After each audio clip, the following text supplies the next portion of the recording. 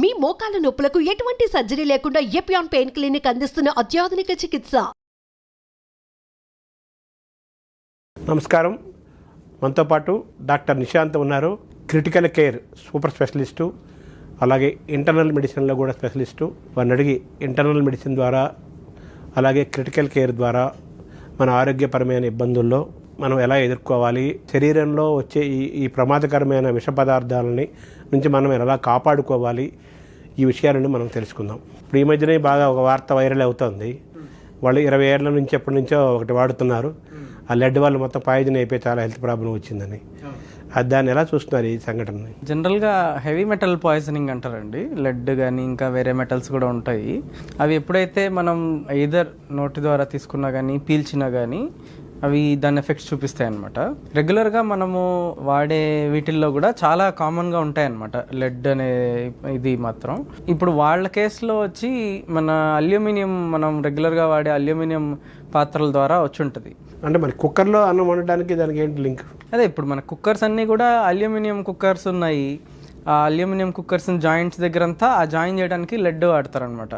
So అది ఆ lead అనేది మనం హీట్ చేసి రెగ్యులర్గా వాడే కొద్దీ అది లీచ్ అవుతుంది అనమాట. అక్కడ నుంచి నెమ్మదిగా ఫుడ్లో కలిసిపోయి అలా పాయిజనింగ్ అవుతుంది. అది అంటే మనం వాడేవన్నీ అల్యూమినియం కాబట్టి మరి ఎటువంటి మనం ప్రికాషన్ తీసుకోవాలి, ఎన్ని ఏళ్ళ తర్వాత దాన్ని వాడటం ఆపేయాలి, ఏం చేయాలి, దాని ఎలా సొల్యూషన్ ఏంటి దానికి? మనకి తెలిసి అల్యూమినియం వాడుతున్నప్పుడు దానికి ఆ కనెక్షన్స్లో లెడ్ వాడారా అనేది మనం చూసుకోవాల్సిన అవసరం అయితే ఉంది. సో లెడ్ వాడుతున్నారా అని అంటే రైట్ అవే మనం మానేసేయడమే బెటర్. ఎయిదర్ ఆ అల్యూమినియం పాత్రల్ని మార్చేసేయాలి, లేకపోతే వేరే పాత్రలు లైక్ యాజ్ ఇన్ ఇప్పుడు అల్యూమినియంలోనే యానోడైజ్డ్ అని వచ్చాయి. ఇప్పుడు డార్క్ కలర్, బ్లాక్ కలర్లో కుక్కర్స్ వస్తాయి. అది కొంచెం సేఫ్, అంటే దాని పైన లేయర్ యానోడైజ్డ్ లేయర్ అంటారనమాట. దాన్ని ఆక్సిడైజ్ చేస్తారు పైన లేయర్ని. సో దానివల్ల కాస్త ఈ లెడ్ లీచ్ అవ్వడం అనేది అదంతా కూడా కాస్త కంట్రోల్ అవుతుంది, అంతేగాని కంప్లీట్గా పోదు. సో బెస్ట్ మనము స్టెయిన్లెస్ స్టీల్ కుక్కర్స్కి వాటికి వెళ్ళడం బెస్ట్.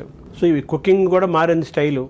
రకరకాల దశలు మనం కట్టెల పొయ్యి దగ్గర నుంచి, బొగ్గుల దగ్గర నుంచి, కిరోసిన్ దగ్గర నుంచి, గ్యాస్ దగ్గర నుంచి ఇప్పుడు ఎలక్ట్రికల్ దాకా మనం ప్రయాణం చేసాం.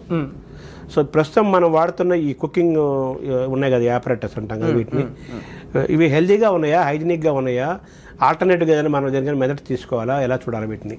ఇప్పుడు మనం ఎగ్జాంపుల్ చూస్తే కుక్కర్లో ఒక్కటే కాదండి. ఇప్పుడు యాక్చువల్గా హిస్టరీలో ఒక ఇది ఉందన్నమాట. మన మామూలుగా రోమన్స్ ఉంటారు కదా, రోమన్స్ వాళ్ళు డ్రింకింగ్ వాటర్కి పైప్స్ లెడ్తోనే తయారు చేసేవాళ్ళంట. యాక్చువల్గా వాళ్ళు లెడ్ని ప్లంబమ్ అనేవాళ్ళు. ఇప్పుడు లెడ్ సింబల్ చూస్తే ఇప్పుడు పిల్లలందరికీ తెలుసు, చదువుకున్న వాళ్ళకి పీబీ అని ఉంటుంది లెడ్కి సింబల్. అదంతా కూడా ఈ ప్లంబింగ్ అనేది కూడా దీని నుంచి వచ్చింది, పైప్స్ అనమాట. ఆ వాటర్ పైప్స్కి అక్కడ వాడి ఆ వాటర్ తాగి వాళ్ళ పిల్లల్లో ఇది బ్రెయిన్ డెవలప్మెంట్ తగ్గిపోయి ఆ రోమన్ ఎంపైర్ అంతా అలాగే పడిపోయింది అనేది కూడా ఒక థియరీ ఉంది. అది ఇంకా ప్రూవ్ కాలేదు, బట్ ప్రూవ్ అవ్వచ్చేమో. సో ఓన్లీ కుక్కర్స్ అని కాదు, ఇప్పుడు మన ఈ ప్రజెంట్ డే సిచ్యువేషన్లో తీసుకుంటే ఈ మన దాంట్లో కూడా ప్లంబింగ్లో చూసుకుంటే ఈ సోల్డరింగ్ చేసే దాని దగ్గర ఇంకా లెడ్ వాడుతున్నారు కొన్ని దగ్గరలో.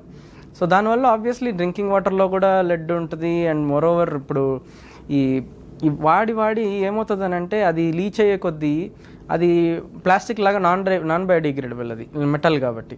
సో సాయిల్లో కలిసిపోతుంది. పిల్లలు ఆడుకునేటప్పుడు, పిల్లలు ఉంటేనే మామూలుగా నోట్లో చేతులు పెట్టుకుంటూ ఉంటారు, అండ్ వాళ్ళకి ఇంకా ఎక్కువ రిస్క్ ఆఫ్ ఇది ఉంటుంది అనమాట. ఎలా మన జాగ్రత్తగా ఉండాలి ఈ విషయంలో? సో రీసెంట్లీ ఈ పోస్ట్ 2000 ఎరాలో చాలా వరకు గవర్నమెంట్ కూడా నామ్స్ తీసుకొచ్చిందండి.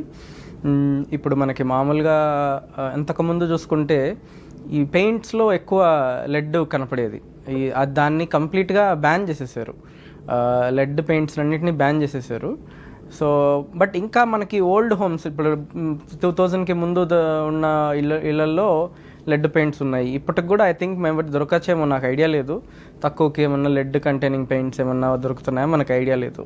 సో అలాంటి ఆ పెయింట్స్కి ఎక్స్పోజ్ అయినప్పుడు కూడా మన ఇది ఎఫెక్ట్ అవుతాం. సో చూసుకోవాలన్నమాట. మనకు బ్రాండెడ్వి వాళ్ళు పైన రాస్తుంటారు లెడ్ ఫ్రీ పెయింట్ అని చెప్పి, అలాంటివన్నీ చూసుకోవాలి. అలాగే ఇప్పుడు ఓన్లీ పెయింట్, లేకపోతే ఇప్పుడు నేను చెప్పిన పైప్ సోల్డరింగ్సో లేకపోతే ఇదనే కాదు, ఇంకా అగైన్ మనకి ఇప్పుడు ఈ చైనా వేర్ అంటారు, డిన్నర్కి సెట్స్ వస్తాయి, వాటిల్లో కూడా లెడ్ వాడతారు. సో అవి కూడా మనం మంచి బ్రాండెడ్వి, మంచిగా ప్రాపర్ రోడ్ మీద దొరికినవి కాకుండా మంచిగా బ్రాండెడ్వి అలాంటివి తీసుకొని వాడితే వాళ్ళు కరెక్ట్గానే వాడతారు. ఎందుకంటే వాళ్ళకి సర్టిఫికేషన్స్ ఉంటాయి, they have to go through a lot of ఈ గవర్నమెంట్ స్క్రూటినీ కాబట్టి దే విల్ మేక్ షూర్ అనమాట. అలాగే ఇప్పుడు స్పైసెస్లో ఇప్పుడు మనం టర్మరిక్ తీసుకున్నామంటే, టర్మరిక్ ఏంటంటే లెడ్ ఒక సాల్ట్ వస్తుంది అనమాట, అది బ్రైట్ ఎల్లో కలర్ ఉంటుంది. సో లో క్వాలిటీ టర్మరిక్ని కొంచెం హై క్వాలిటీగా చూపించడానికి దాంట్లో కలుపుతుంటారు అప్పుడప్పుడు. అవి ఐ థింక్ రీసెంట్గా మనకి సౌత్ ఇండియాలో కూడా ఎక్కడో ఒకసారి, అంటే దానివల్ల ఎఫెక్ట్ కనపడి రాలేదు, కానీ ఇట్లా ఈ FSSAI ఉంటుంది కదా, వాళ్ళ ఇన్స్పెక్షన్స్లో బయటపడినవి కూడా ఉన్నాయి. ఈవెన్ ఐ థింక్ గుంటూరులో కూడా last, if I remember correctly, అది ఉందన్నమాట. సో ఇలాంటివి లాట్ ఆఫ్ సోర్సెస్ ఉన్నాయి లెడ్ పాయిజనింగ్ కోసం. ఈ 20 ఏళ్ల నుంచి ఆ ముంబై వాళ్ళు ఆ కుక్కర్ వాడటము, దానివల్ల ఎంత ప్రమాదం జరగటం అనేది ఒక పాఠంగా మనం భావించాలి. డెఫినెట్లీ అండి. ఎందుకంటే ఇప్పుడు మనం చూసే అది ఒక పెద్ద ఆయనలో కనపడింది, సమ్ 60 years ఎంతో నాకు గుర్తులేదు. సో జనరల్గా ఈ లెడ్ పాయిజనింగ్ 20 ఏళ్ల నుంచి ఆయన్ని ఎఫెక్ట్ చేసింది అని అంటే వాళ్ళ పిల్లల్ని ఇంకా ఎక్కువ ఎఫెక్ట్ చేసి ఉంటుంది. ఎందుకంటే లెడ్ పాయిజన్ అనేది ఇప్పుడు మనం ఇందాక మాట్లాడుకున్నట్టు పిల్లలు ఎక్కువ ఈ సాయిల్కి ఎక్స్పోజ్ అవుతుంటారు, పెయింట్స్ ఎక్కడన్నా ఊడిపోతే దాన్ని పట్టుకుంటుంటారు. అండ్ వాళ్ళకు ఉండే నేచర్ ప్రకారం వాళ్ళు చేతిలో నోట్లో చేయబెట్టుకోవడం అది చాలా కామన్గా జరుగుతుంది. ఇది ఫస్ట్ థింగ్. రెండోది, పిల్లల్లో ఏంటంటే మనము నోటి ద్వారా కానీ లెడ్ లోపలికి వెళ్ళిందంటే, ఫర్ ఎగ్జాంపుల్ ఒక 1 gram లోపలికి వెళ్ళింది అనుకోండి, అడల్ట్స్లో దాంట్లో 40% అబ్జర్వ్ అవుతుంది, కానీ పిల్లల్లో దాదాపు అడల్ట్స్లో 10% అబ్జర్వ్ అవుతుంది, పిల్లల్లో దాదాపు 40-50% అబ్జర్వ్ అయిపోతుంది. సో పిల్లలు ఆల్రెడీ హై రిస్క్లో ఉన్నారు, లోపలికి వెళ్ళిందంటే అదేంటి అబ్జర్ప్షన్ కూడా ఎక్కువ ఉంటుంది. అండ్ వాళ్ళ మీద ఎఫెక్ట్స్ కూడా ఎక్కువ ఉంటాయి. ఎందుకంటే వాళ్ళది డెవలపింగ్ బాడీ, బ్రెయిన్లో ఏంటంటే జనరల్గా పిల్లల బ్రెయిన్ పెరిగేటప్పుడు అన్నెసెసరీ న్యూరాన్స్ న్యూరోనల్ ప్రూనింగ్ అంటారు అనమాట. ప్రూనింగ్ అంటే ఇప్పుడు గార్డెనర్ ఏం పని చేస్తాడు, ఇప్పుడు అన్నెసరీ వేస్ట్గా పెరిగిన మొక్కల్ని కట్ చేసేస్తుంటారు కదా, అలాంటి ప్రూనింగ్ అనేది జరుగుతుంది అనమాట బ్రెయిన్లో. ఈ ప్రూనింగ్ పద్ధతిని ఈ లెడ్ అనేది ఇది చేస్తుంది అనమాట, ఇన్హిబిట్ చేస్తుంది. సో దానివల్ల ఏంటి, వాళ్ళ బిహేవియరల్ ప్రాబ్లమ్స్ రావచ్చు, డెవలప్మెంటల్ ప్రాబ్లమ్స్ రావచ్చు. ఒక స్టడీ అయితే ఏం చూపించిందంటే, లెడ్ ఇంక్రీజ్ అయ్యే కొద్దీ IQ పాయింట్స్ చాలా పడిపోతున్నాయి అనేది మనకి చూపించింది అనమాట. ఎందుకంటే లెడ్ ఇంక్రీజింగ్ లెవెల్ అంటే ఇప్పుడు మన బాడీలో ఒక లెడ్ లెవెల్ అనేది మనకి CDC US బేస్డ్ ఇదనమాట, అది CDC అనే బోర్డు వాళ్ళు లెస్ దాన్ 3.5 mics/deciliter అంత లెవెల్లో మాత్రమే లెడ్ సేఫ్. అంటే ప్రస్తుతానికి మనకి సేఫ్ అనుకుంటున్నాం, రేపు అది కూడా సేఫ్ కాదు అని అంటారు. ఈ లెవెల్ నుంచి అది ఒక్కొక్క మిల్లీలీటర్ డెసిమల్ పాయింట్ పెరిగే కొద్దీ IQ పాయింట్స్ తగ్గిపోతున్నాయి అనేది చూపించారనమాట. సో ఇప్పుడు ఇంత రిస్క్ ఉన్నప్పుడు మనం డెఫినెట్గా మనం దానికి ప్రివెన్షన్ మెషర్స్ చాలా జాగ్రత్తగా తీసుకోవాలి. ఇప్పుడు చూడండి, మనం మాట్లాడుకున్న ప్రకారం పెయింట్లో ఉంది, కుకింగ్ యుటెన్సిల్స్లో ఉంది, పైపుల్లో వాటర్ వచ్చే దగ్గర ఉంది, అండ్ టర్మరిక్లో ఉంది, ఎక్కడ ప్రతి దగ్గర ఉంటుంది. సో మనము వాడే పెయింట్ దగ్గర నుంచి ఇవన్నీ యుటెన్సిల్స్ కూడా ప్రాపర్గా చూసి ISI సర్టిఫైడ్ ఉన్నాయా లేదా చూసుకొని, దాని మీద లెడ్ ఫ్రీ అనేవి రాస్తున్నారా లేదా అనేది చూసుకొని వాడుకుంటే ఆబ్వియస్లీ మనకి మన పిల్లలకి మంచిది. సో లెడ్ అండ్ మెర్క్యూరీ కూడా ఉంది, ఇంకోటి కూడా ఉంది కదా. అవును, ఈ రెండు కూడా అసలు మనలోకి ఎలా ప్రవేశిస్తాయి అసలు యాక్చువల్గా? సో మెర్క్యూరీ ఈజ్ డిఫరెంట్ అండి. మెర్క్యూరీ అనేది ఫస్ట్ మేజర్ మెర్క్యూరీ పాయిజనింగ్ అనేది మినమెటా డిసీజ్ అని చెప్పి మన జపాన్లో వచ్చిందనమాట. ఇవన్నీ కూడా ఈ హెవీ మెటల్స్ అన్నీ కూడా ఈ ఇండస్ట్రియలైజేషన్ అనేది ఎప్పుడైతే ఎక్కువైందో, ఈ ఇండస్ట్రీస్ అనేవి అండ్ ఇండస్ట్రీస్లో పనిచేసే జనము, వాళ్ళ వర్కర్స్, వాళ్ళంతా ఎప్పుడైతే వర్క్ చేసి ఇంటికి తీసుకెళ్తారో వాళ్ళ మీద డస్ట్ ఉంటుంది, అదంతా కూడా ఫ్యామిలీస్లోకి ఎంటర్ అవ్వడం స్టార్ట్ అయింది. కెమికల్స్ ఇవన్నీ కూడా ఎయిదర్ ఇన్హలేషన్ అంటే ఊపిరి ద్వారా లోపలికి వెళ్ళొచ్చు, తినే ద్వారా కూడా లోపలికి వెళ్ళొచ్చు. ఇందాక నేను చెప్పిన మినమెటా డిసీజ్ అనేది చిన్న ఫిషెస్ తినడం వల్ల వచ్చిందనమాట. అంటే అక్కడ జపాన్లో ఒకటేదో ఫ్యాక్టరీ వాళ్ళ వేస్ట్ అంతా సీలోకి వదిలేసి, ఆ సీలో ఉండే వేస్ట్ని చేపలు తిని, ఆ చేపల్ని మళ్ళీ మనుషులు తినేసరికి ఆ దాంట్లో ఉండే పాయిజన్ అంతా వాళ్ళ బాడీలోకి ఎంటర్ అయింది అనమాట. సో మనకు కూడా ఈ మినీ ప్లాస్టిక్స్ పాయిజన్ అది కూడా నడుస్తుంది కదా మనకు? నాట్ సిమిలర్ అండి. Mini plastics and heavy metals are not similar. But heavy మెటల్స్లో ఏంటంటే ఆర్గానిక్, ఇన్ఆర్గానిక్ అని డిఫరెంట్గా ఉంటాయి. దాంట్లో అయనైజ్ అయినప్పుడు జనరల్గా ఈ లెడ్ ఇది మనకి రెగ్యులర్గా మన బాడీలో ఉండే ఐరన్ కానీ, కాల్షియం కానీ, మెగ్నీషియం కానీ వీటితో కంపీట్ చేస్తాయి. సో ఈ లోపల ఉండే ఐరన్, కాల్షియం, మెగ్నీషియం అనేవి మన రెగ్యులర్ బాడీ, మన హార్మోన్స్ దగ్గర నుంచి మన మెటబాలిజం అంతా పనిచేయడానికి మంచిగా పనిచేస్తాయి, యాజ్ ఇన్ మనకి హెల్ప్ చేస్తాయి అన్నమాట. దాంట్లో లెడ్ ఇంటర్ఫియర్ అయిందనుకోండి, సో రకరకాల ప్రాబ్లమ్స్ వస్తాయి. ఇప్పుడు పిల్లల్లో మనము బ్రెయిన్ అనేది చూసాము, అలాగే బ్రెయిన్ కాకుండా బ్లడ్లో ఇప్పుడు అనీమియా రావచ్చు. ఎందుకంటే అనీమియాలో హిమోగ్లోబిన్, దాంట్లో ఐరన్ ఉంటుంది, అది ఎఫెక్ట్ అవుతుంది, అనీమియా వస్తుంది. దాంతోపాటు ఇప్పుడు ఇది మన ఇంటెస్టైన్లో డిపాజిట్ అయిందనుకోండి, గట్లో పైన కడుపు నొప్పి రావడము, ఇట్లాంటివన్నీ ఉంటాయి. అది బయటికి వెళ్ళేటప్పుడు కిడ్నీ ద్వారా బయటికి వెళ్ళాలి, సో దాన్ని డ్యామేజ్ చేసుకుంటూ వెళ్తుంది. సో ఇట్లాగా రకరకాల ప్రాబ్లమ్స్ మనకి హెవీ మెటల్స్తో రెగ్యులర్గా తెలుస్తుంటాయి అన్నమాట. అంటే పెద్దవాళ్ళకి కూడా జరుగుతుంది, పెద్దవుతుందా? యా, డెఫినెట్లీ పిల్లల్లో ఎక్కువ ఉంటుంది, పెద్దవాళ్ళలో ఇప్పుడు లాస్ట్ టైం డెఫినెట్లీ ఈ లాంగ్ టర్మ్ అనే కాదు, అక్యూట్ పాయిజనింగ్స్ కూడా వస్తుంటాయి, అక్యూట్గా వస్తుంటాయి, లాంగ్ టర్మ్ వాడినప్పుడు కూడా వస్తుంటాయి. రెగ్యులర్గా వచ్చేది ఏంటంటే కడుపు నొప్పి ఉంటుంది, కొంచెం బిహేవియరల్ ప్రాబ్లమ్స్ వస్తాయి, నిద్ర లేకపోవడం ఉంటుంది, కన్ఫ్యూజ్డ్గా మాట్లాడడం ఉంటుంది, ఇంకా సివియర్ అయ్యే కొద్దీ బ్రెయిన్లో వాపు వస్తుంది, సీజర్స్ అంటే ఫిట్స్ వస్తాయి, ఇట్లా రకరకాల ఇష్యూస్. ఇప్పుడు నేను చెప్పిన ఈ బ్లడ్ కానీ, కిడ్నీ కానీ, ఈ ఇంటెస్టైన్ కానీ, ఇవన్నీ కూడా పెద్దవాళ్ళకి కూడా వస్తాయి. సో మెర్క్యూరీ సిమిలర్ అండి, మెర్క్యూరీ కూడా సిమిలర్ ప్రెజెంటేషనే. ఇది కూడా ఎక్కడి నుంచి మనకి మెర్క్యూరీ మన లోపలికి ఎంటర్ అవుతుంది? రీసెంట్గా మనం చూసిన వాటిల్లో ఇప్పుడు మెర్క్యూరీ థర్మోమీటర్స్ ఇప్పుడు ఆల్మోస్ట్ మార్కెట్ నుంచి వెళ్ళిపోయినాయి. అవి మెర్క్యూరీ థర్మోమీటర్స్లో ఆ పాయిజనింగ్ తెలియకుండా ఎక్స్పోజ్ అవ్వటం కానీ, కొన్ని ఇప్పుడు బ్రాండెడ్గా మేకప్వి అన్నీ వస్తున్నాయి ఇప్పుడు, బట్ కొన్ని అన్బ్రాండెడ్వి, లోకల్గా తయారు చేసేవి, అడల్టరేటెడ్వి ఏమవుతాయంటే దాంట్లో తెలియకుండానే మనకి మెర్క్యూరీ అనేది మన బాడీలోకి వెళ్ళిపోతూ ఉంటుంది. కొన్ని డెంటల్ ఫిక్చర్స్ ఉంటాయి, వాటిల్లో మెర్క్యూరీ ఉండొచ్చు. సో ఇట్లాంటివన్నీ అనమాట రకరకాల ద్వారా మనకి ఇప్పుడు ప్రజెంట్ డే ఉండే వాటిల్లో రిస్క్స్ అయితే ఇవి, ఈ థర్మోమీటర్స్, ఇట్లాంటి మేకప్, ఇట్లాంటివి అనమాట. సో మెర్క్యూరీ మనకి ఎటువంటి ప్రమాదాన్ని కలగజేస్తుంది బాడీలో? సిమిలర్ అండి, అది అయితే కొన్నిసార్లు అది బోన్ మ్యారోలో కూడా డిపాజిట్ అవ్వచ్చు. బోన్ మ్యారోలో డిపాజిట్ అయిందంటే ఇంకా డబ్ల్యూబీసీ, ప్లేట్లెట్స్, ఆర్బీసీస్ ఇవన్నీ కూడా తగ్గడం స్టార్ట్ అవుతాయి. అట్లా బ్రెయిన్లో డిపాజిట్ అయిందంటే ఇందాక చూసినట్టు ఫిట్స్, డెవలప్మెంటల్ డిలేస్, బోన్స్లో డిపాజిట్ అయిందంటే వీక్నెస్ వస్తుంది. అట్లనే కిడ్నీ అయితే ఇంకా మెర్క్యూరీతో ఇంకా ఎక్కువ డ్యామేజ్, ట్యూబులర్ నెక్రోసిస్ అంటారు అనమాట.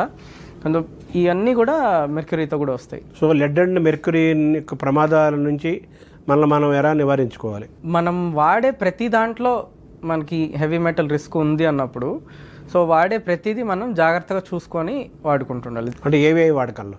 పెయింట్ దగ్గర నుంచి స్టార్ట్ చేస్తే యుటెన్సిల్స్, ఇప్పుడు స్టీల్వి వాడాలి, ఆ జాయింట్స్లో వాళ్ళు లెడ్ వాడుతున్నారా అనేది చూసుకోవాలి. అలాగే ఇప్పుడు కాస్మెటిక్స్ వాడినా కానీ ఒక రిపోర్ట్ ఉంది, మన పిల్లలకి అప్లై చేసే కాటుకుంటుంది చూడండి, దాంట్లో కూడా లెడ్ ఉంది అని చెప్పి.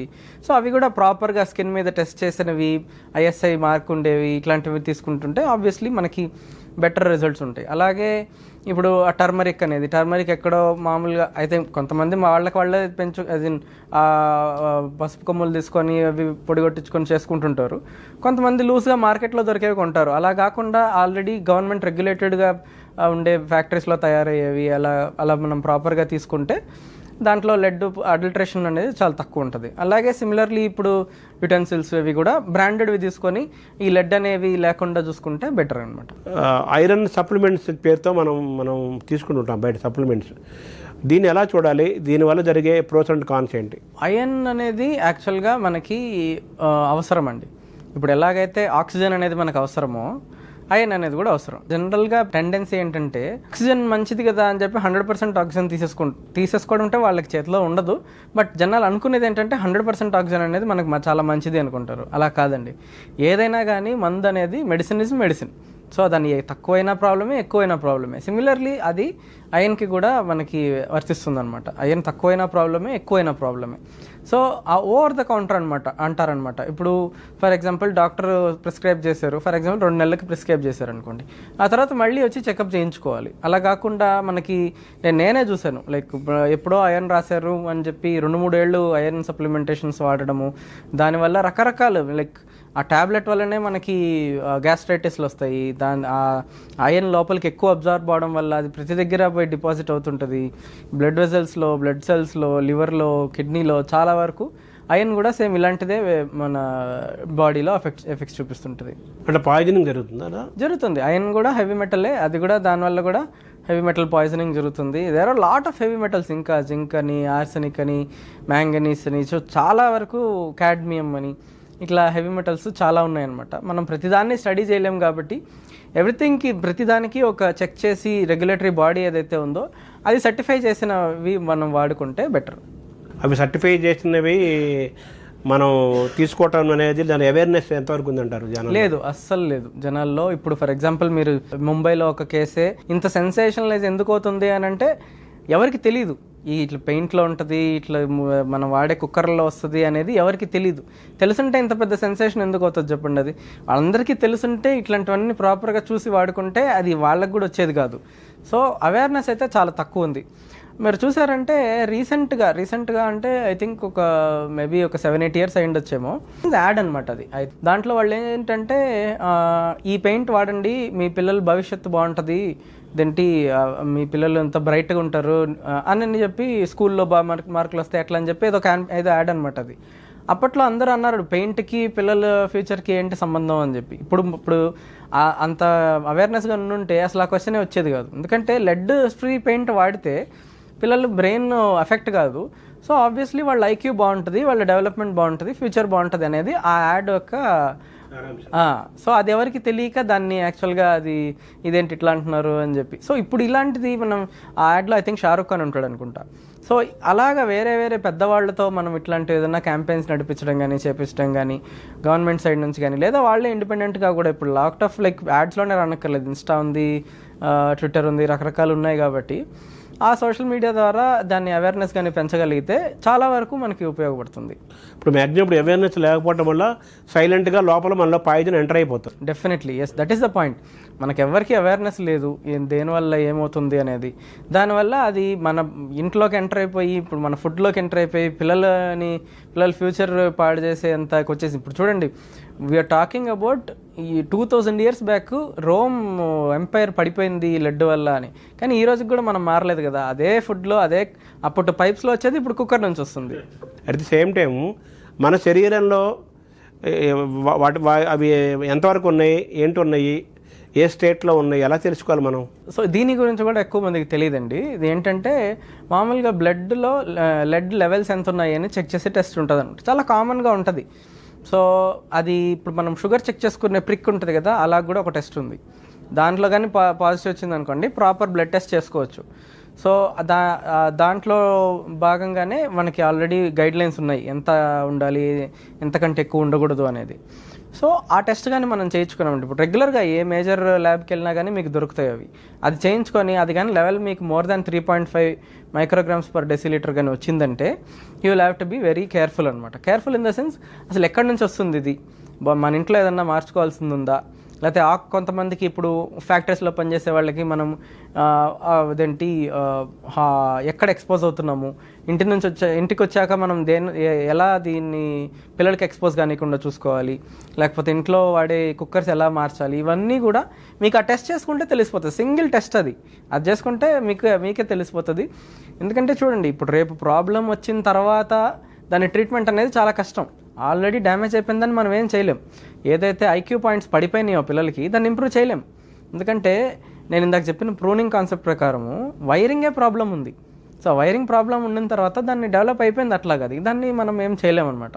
సో అప్పుడు డబ్బులు ఖర్చు పెట్టుకునే దానికంటే ముందే ప్రివెన్షన్ అనేది చాలా ఇంపార్టెంట్ అనమాట. ముందే డబ్బులు ఖర్చు పెట్టి ఎక్కడైతే ఎక్స్పోజ్ అవుతున్నామో అవన్నీ ప్రివెంట్ చేసుకోగలిగితే అసలు ఈ ప్రాబ్లమ్సే రావన్నమాట. ఇయర్లీ వన్స్ చేసుకోవాలి, ఎలా చేసుకోవాలి? అలా ఏం లేదు, మీరు ఒకసారి చేసుకొని మీరు ప్రివెన్షన్స్ అన్నీ తీసేసుకొని మనకి ఇంకెక్కకుండా ఎక్స్పోజర్ లేదు అనుకున్నప్పుడు, ఒకవేళ మీకు కానీ ఎక్కువ ముందు చేసుకున్న దాంట్లో చాలా ఎక్కువ ఉందని అంటే రిపీట్ చేసుకోవడానికి మళ్ళీ ఒక 6 months to 1 year లోపల మళ్ళీ రిపీట్ చేసుకోవచ్చు. అంటే మనం మెడికల్ ఎవ్రీ ఇయర్ హెల్త్ చెకప్లు రకరకాల టెస్టులు చేసుకుంటుంటాం కదా, అందులో ఈ లెడ్ వీటికి కూడా ఒక భాగంగా ఉంచుకోవాలంటారా? జనరల్గా వాళ్ళు ఇంక్లూడ్ చేయరు. మనకి ఇప్పుడు దాకా చేసుకోలేదు అని అంటే మనం చేసుకోవడం మంచిది. ఇప్పుడు ఫర్ ఎగ్జాంపుల్ యూఎస్లో చూసుకున్నారంటే కొన్ని స్కూల్స్లో కూడా ప్రోగ్రామ్స్ స్టార్ట్ చేశారు. జనరల్గా వాళ్ళు రికమెండ్ చేసేది అయితే వితిన్ 2 years లోపలే ఒకసారి చెక్ చేసుకోండి అని అంటారు. 3 to 4 years లోపల ఒకసారి చెక్ చేసుకోండి అంటారు అనమాట. సో అలాగే వాళ్ళ స్కూల్స్లో కూడా కొన్ని స్టేట్స్లో ఇలాంటివి వాళ్ళు ఆ ప్రోగ్రాంలోకి తీసుకొచ్చున్నారు. కొంతమందికి వాళ్ళు స్క్రీనింగ్ చేస్తారనమాట. సో అలాగే మనం చేసుకోగలిగితే, ఎందుకంటే చూడండి అది యూఎస్, వాళ్ళ రెగ్యులేటరీ బాడీస్ అన్నీ చాలా స్ట్రిక్ట్గా ఉంటాయి. అలా ఉన్నప్పటికీ కూడా, అంత స్ట్రిక్ట్గా ఉన్నప్పటికీ కూడా యూఎస్లో వాళ్ళ రికార్డ్స్ ప్రకారం 5 లక్షల మంది పిల్లల్లో హై లెడ్ కంటెంట్ ఉంది. ఇప్పుడు మనకి ఇండియాలో రెగ్యులేటరీ బాడీస్ లేవు, మనకి ఎక్కడి నుంచి ఏం తెచ్చి వాడుతున్నామో తెలీదు. దీని ప్రకారం చూసుకుంటే ఇంకా ఎక్కువ ఉంటుంది. సో అంత ఉన్నప్పుడు దీన్ని మనము ఇప్పుడు చూడండి, కోవిడ్లో ఏ నెంబర్స్ మాట్లాడుకున్నామో ఆ నెంబర్స్ మనకి లెడ్ పాయిజనింగ్లో వస్తున్నాయి, కానీ ఇది ఎవరికి తెలియదు. కోవిడ్ ఏమో కోవిడ్ అని అన్నాము, అది పోయింది, ఇప్పుడు ఎవరు పట్టించుకోవట్లేదు. ఇప్పుడు లెడ్ పాయిజనింగ్ ఈ రోజు కాదు, 2000 ఏళ్ళ నుంచి ఉంది అది, మనం దాన్ని పట్టించుకోవట్లేదు. సైలెంట్ కిల్లర్ అది. అవును, మీరు మాట అన్నారు, దాని ఏమంటారంటే ఇది గట్ హెల్త్ని కూడా ఎఫెక్ట్ చేస్తుంది. డెఫినెట్లీ లెడ్ డిపాజిట్ అవుతుందండి, దానివల్లనే మనకి పెయిన్ వస్తుంది, లాట్ ఆఫ్ న్యూట్రియంట్స్ అబ్జర్వ్ కావు. ఎందుకంటే ఇట్ కంపీట్స్ విత్ అదర్, ఇందాక చెప్పినట్టు మెగ్నీషియం, కాల్షియం వీటితో కంపీట్ చేస్తుంది అనమాట, దానివల్ల అబ్జార్ప్షన్ కాదు. అలాగే ఈ లెడ్ అనేది మన గట్లో ఉండే మైక్రోబయోమ్ అంటారు అనమాట, గట్ మైక్రోబయోమ్. అదేంటంటే గుడ్ బ్యాక్టీరియా ఉంటాయి అనమాట మన గట్లో, మనకి మంచిగా ప్రాపర్గా డైజెషన్ అవ్వడానికి వాటికి, దాన్ని అంతటిని డిస్టర్బ్ చేస్తుంది కాబట్టి సో దానివల్ల కూడా మనకి గట్ ప్రాబ్లమ్స్ వస్తాయి. ఒక బయోకెమికల్ రియాక్షన్ అన్నారా, ఏమన్నా దీన్ని? అంతే, బయోకెమికల్ రియాక్షన్ అనే అనొచ్చు. Yes, definitely. మనం ఎందుకు అవేర్నెస్ నుంచి డాక్టర్స్ కానీ ఎందుకు దాన్ని టేకప్ చేయట్లేదు ఈ విషయంలో? చేయాలి, యాక్చువల్గా మనం అన్ఫార్చునేట్లీ చేయట్లేదు, బట్ చేయాలి. ఇంకా మనం ఈ అవేర్నెస్ ఇవన్నీ కూడా ఇంప్రూవ్ అవ్వాలి. హోప్ఫుల్లీ ఇప్పుడు ఈ యొక్క కేసు బయటపడింది కాబట్టి ఇప్పుడు చాలా మందికి అవేర్నెస్ వస్తుందని అనుకుంటున్నాము. ఐరన్ క్యాప్సూల్స్ని మనం ఇప్పుడు ఎలా చూడాలి? ఇప్పుడు ఆ సప్లిమెంట్స్ని యూసేజ్లో మనం ఎటువంటి జాగ్రత్తలు పాటించాలి మనం? చూడండి సార్, ఐరన్ టాబ్లెట్స్ వాడడం అనేది ఒక మెడిసిన్ అది. సో దాన్ని మెడిసిన్ లాగే చూడాలి. ఇప్పుడు యాంటీబయాటిక్ ఇన్ఫెక్షన్ వచ్చింది కదా అని యాంటీబయాటిక్ మనం సంవత్సరం వాడాం కదా, ఏదైతే ప్రిస్క్రైబ్డ్ ఉందో, ఎంతైతే టైంకి వాడాలో అది మాత్రమే వాడి ఆ తర్వాత ఆపేసిన తర్వాత మళ్ళీ ఎప్పుడైతే మీరు ఫాలోఅప్కి వెళ్తారో దాన్ని మళ్ళీ చెక్ చేయించుకుంటూ ఉండాలి. సో ఐరన్ ఎప్పుడో చెప్పారు కదా 4-5 ఏళ్ల క్రితం అని చెప్పి ఇంకా వాడుతూ ఉండడం అనేది తప్పు. అంటే ఈ డీటాక్స్ ఇవన్నీ కూడా మీ సబ్జెక్ట్ కదా, క్లినికల్ కేర్ కదా, వాటి గురించి కూడా మనం అవేర్నెస్ ఉండాల్సిన అవసరం ఉంటుందంటారా? కొంతమంది నేను చూస్తున్నానండి ఈ మధ్య సోషల్ మీడియాలో, ఈ ఫుడ్ తీసుకుంటే డీటాక్సిఫై అయిపోతారు అనేది. అదంతా జరగదండి.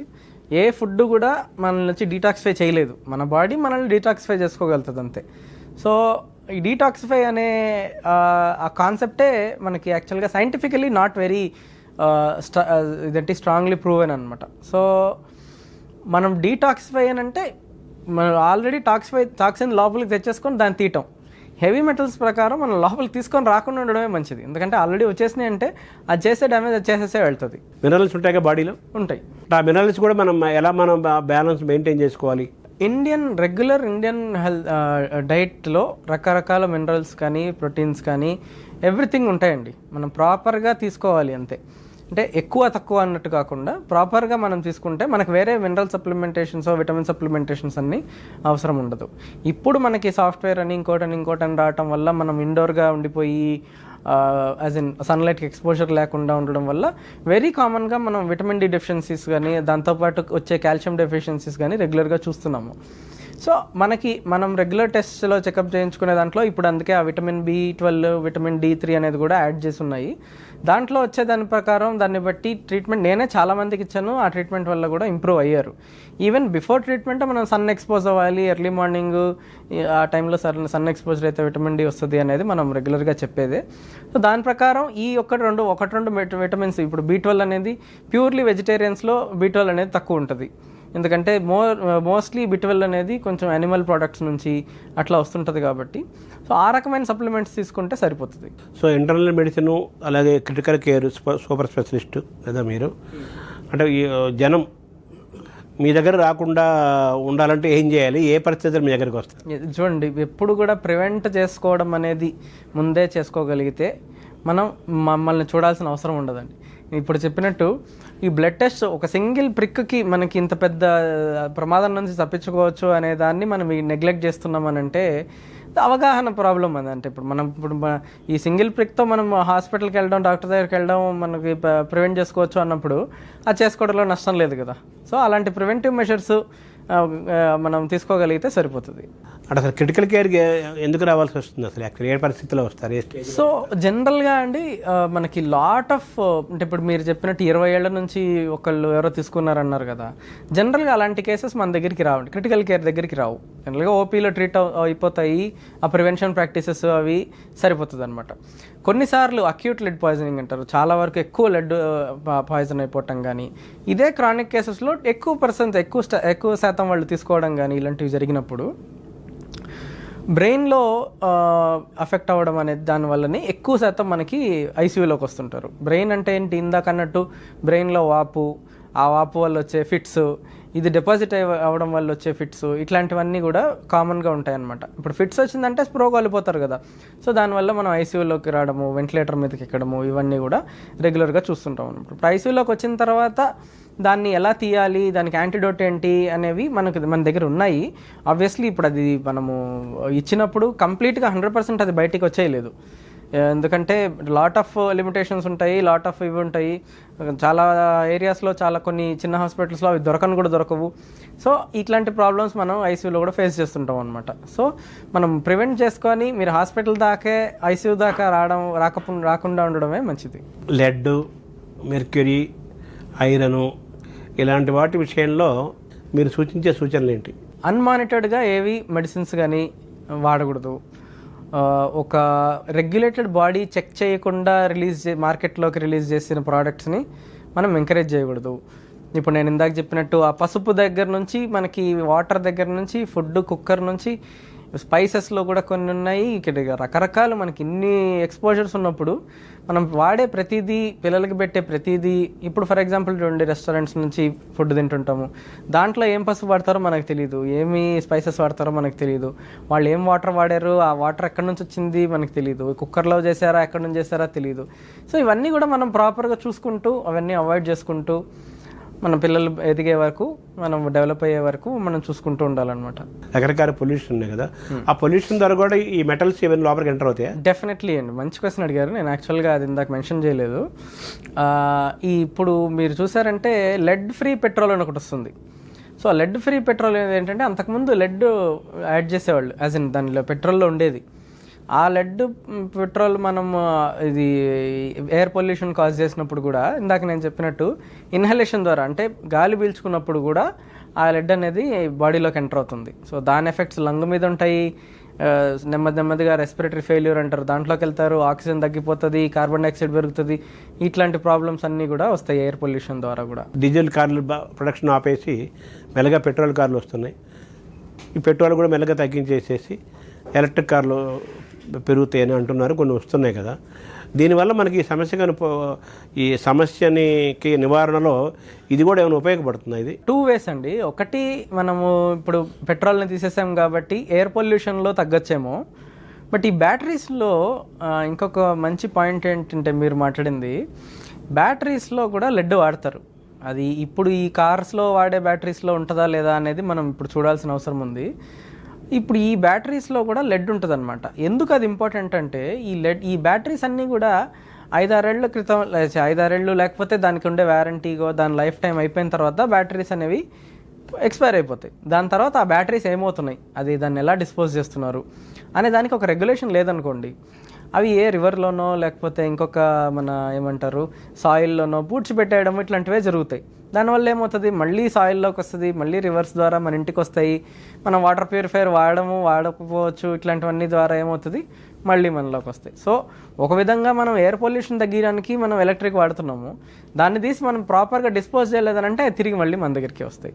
సో మనం ఆ విష పదార్థాలు, ఆ పొల్యూషన్ అంతా కూడా మనం లోపలికి తీసుకుంటున్నాం రకరకాల మార్గాలు. డెఫినెట్లీ కదా. ఇప్పుడు మీరు బ్యాటరీస్ అన్నారు, బ్యాటరీ కార్ అన్నారు, ఆ బ్యాటరీ అయిపోయిన తర్వాత దాని ఎక్కడికి వెళ్తుంది ఆఫ్టర్? కరెక్టే కదా. ఇప్పుడు మనకు ప్రాపర్గా రెగ్యులేషన్ బాడీస్ అన్నీ ఉన్నాయి దాని ప్రకారం ఎంతమంది మనం దాన్ని డిస్పోజ్ చేస్తున్నారు. ఎందుకంటే వాళ్ళు ఏమంటారు, రెగ్యులేషన్ ప్రకారం డీప్గా బరీ చేయాలంటారు. అంత డీప్గా బరీ చేయాలంటే దాన్ని డిగ్ చేయడానికి మ్యాన్ పవర్ కావాలి, డబ్బులు కావాలి, రకరకాలవి కావాలి. తీసి నదిలో పడేసాము, పాండ్లో ఎక్కడన్నా లేక్లో విసిరేసాము అనుకోండి, తెలియదు ఎవరికి. ఈ మొబైల్ గాడ్జెట్స్లో ఏమైనా ప్రమాదం ఉందా? మొబైల్ గ్యాడ్జెట్స్లో కూడా ఉండొచ్చు, బట్ ఈవెన్ దానికంటే ఎక్కువ ఈ బటన్ బ్యాటరీస్ అని వస్తాయి మనకు వాచెస్లో కానీ ఇట్లా చిన్న చిన్న టాయ్స్లో కానీ వాడతాం, దాంట్లో కూడా మెర్క్యూరీ ఉంటుంది. సో అవి కూడా మనకి మళ్ళీ సేమ్ నేను ఇందాక చెప్పినట్టు మళ్ళీ సాయిల్లో వాటర్లో కంటామినేట్ అయ్యి వచ్చే ప్రమాదం ఉంటుంది. మన ఆభరణాలు జనరల్గా వాళ్ళు లెడ్ వాడరండి, సో మోస్ట్లీ అక్కడికి రాకపోవచ్చు. బట్ ఐ డోంట్ నో, గోల్డ్లో వాడకపోవచ్చు, బట్ మిగిలిన ఈ ఫ్యాషన్ జ్యువెలరీ అంటారు వాటిల్లో ఏమన్నా ఉందా అనేది మనం చూడాలి. సో మీరు చెప్పినట్టు మేకప్ వాటిలో మెటీరియల్స్ కూడా ఉంది అంటున్నారు కదా? అవును, హెవీ మెటల్ లెడ్ ఉంటుంది, కొన్ని దగ్గరలో మెర్క్యూరీ కూడా ఉంటుంది. అవి అందుకే మన బ్రాండెడ్వి ఐఎస్ఐ మార్క్ ఉండేవి ప్రాపర్గా రెగ్యులేటరీ బాడీస్ ద్వారా చెక్ చేసి మార్కెట్లోకి వచ్చినవే వాడాలి. అంటే ఈ లెడ్ మెర్క్యూరీ ఈ బల్బులకి దీనికి మనం ఎక్స్పోజ్ అవ్వటం అనేది కరెక్టేనా హెల్త్ పరంగా? లైట్ మన దగ్గరికి వస్తే ప్రాబ్లం లేదండి, ఎందుకంటే అది క్లోజ్ కంప్లీట్ గ్లాస్ లో క్లోజ్ అయి ఉంటుంది కదా, దాంట్లో ఏం ప్రాబ్లం ఉండదు. అది పగిలి దాని మెటీరియల్స్ బయటకు వచ్చినప్పుడు ప్రాబ్లం ఉంటుంది. అలాగే దాని యూసేజ్ అయిపోయిన తర్వాత మనం ఎక్కడో పారేస్తాము, అవి మళ్ళీ మనకు రకరకాల రూపాయలు మన శరీరంలోకి ఎంటర్ అవుతాయి, అది మళ్ళీ పాయిజన్ గా మారిపోతుంది. నదిలో ఎక్కడ పడేస్తాము, ఆ నదిలో ఉండే వాటర్ పొలాల్లోకి వెళ్తాయి, మళ్ళీ అది అక్కడ నుంచే మనం తినే రైస్ లోనో వీటిలోనో వస్తాయి, ఫిష్ రకరకాల items, fish what ever it is. So overall గా ఏంటంటే మన శరీరంలోకి మనం తెలియకుండానే చాలా ప్రమాదకరమైనవి విష పదార్థాలు విషతుల్యమైనవి చాలా లోపలికి వెళ్ళిపోయి శరీరాన్ని మొత్తం లోపల చిన్నాభిన్నం చేసి విషమయం చేస్తున్నాయి, అనేక రోగాలకి అవి మూలస్తంభాలుగా నిలుస్తున్నాయి. కాబట్టి మనం ఏదో బయట గాలి నీరుతో పాటు మన శరీరంలో లోపల జరిగే ప్రక్రియను కూడా మనం తెలుసుకోవాలి, టెస్టులు చేసుకోవాలి. ఏ వస్తువు కొన్నా కానీ ఇంట్లో మీరు చెప్పినట్టుగా అది కుక్కర్లు కావచ్చు, వంట సామాగ్రి కావచ్చు, వస్తువులు కావచ్చు, ఏదైనా సరే మనం చాలా కేర్ఫుల్గా సైంటిఫిక్గా దాని యొక్క హెల్త్ని, దాని యొక్క శానిటరీ కండిషన్స్ని, హైజీనిక్ నేచర్ని తెలుసుకున్న తర్వాతనే మనం వాటిని పర్చేజ్ చేయాలి, వాడాలి.